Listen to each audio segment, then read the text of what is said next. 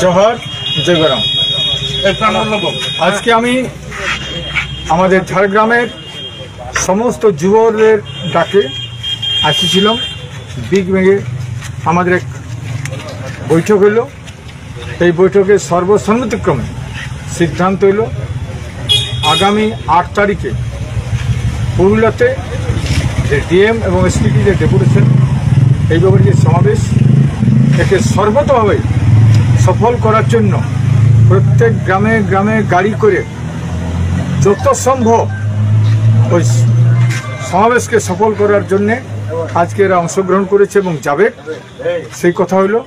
এবং আগামী দিনে এই যুবদেরকে নিয়ে 12 তারিখে এক বিশেষ সম্মেলন হবে, সেই কথা বলা হইল।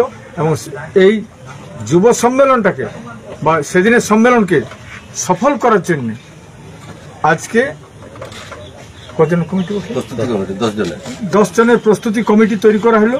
তাতে চিফ আছে আমাদের কল্যাণ মাহাতো, রাজকুমার মাহাতো, বরুণ মাহাতো।